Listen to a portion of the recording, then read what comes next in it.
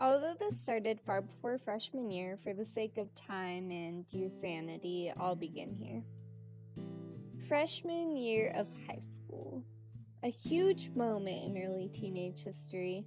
I was looking up outfit ideas, as one does, and worrying about meeting new friends. I come from the small town of Carlsbad, New Mexico. We only have one high school, so freshman year is the moment when you meet a lot of pressure. I had some very high hopes for high school. I thought it was going to be like TV shows and movies where everyone was mature and cool. Little did I know that the characters in said TV shows and movies were like 30. My year started out well. I had made a few friends and loved the more freedom I was getting.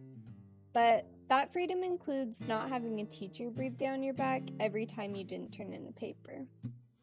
My grades started slipping, and by slipping I mean I was failing. I hadn't really cared at the time. If I didn't even look at my progress report, I could convince myself that they were fine. Eventually, this became a theme in my life. If you don't want to deal with a problem, just pretend it isn't there. Even going out with friends turned into too much work. I would tell them that I was sick, or my mom told me I couldn't go out if they asked. It gave me more time to rest. Most days I wouldn't even leave my bed. I was in there so often with the lights off, my mom would tell me I was a vampire. One day nearing the end of the year, my mom caught wind of my grades. She freaked out.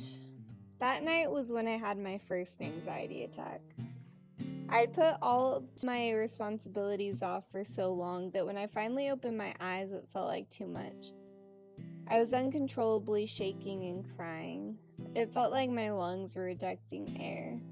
My family has a history of anxiety, but we never really talked about it. So, although I didn't know how to make it stop, at least I had an idea of what was going on. From then on out, I had 1 or 2 anxiety attacks a month. Sometimes lasting only 10 minutes and sometimes an hour. Depression also kind of hit hard at that point in my life, but that's harder for other people to see. The thing with depression is that it varies from day to day. An explanation from Drew Monson really stuck with me. He said that depression is like an on and off again boyfriend or girlfriend.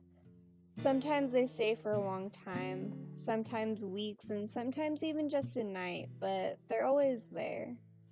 I can only speak from my own experience, but with my depression, it comes out of nowhere, like a punch in the face. In one of these particular assaults, it was too hard, so I went and told my mom that I couldn't do it alone. Being the trooper that she is, she found me a great therapist within a week. After about 52 trips up to Hobbs and a lot of gas money, my depression and anxiety are now manageable. I can't say, oh, and then it just went away, as I wish I could, but now it's under my control. It took me a long time to understand that I wasn't okay and needed help, and even more time to understand that there's nothing wrong with that. I'm now able to recognize what could potentially trigger me and how to prevent it from sending me to rock bottom.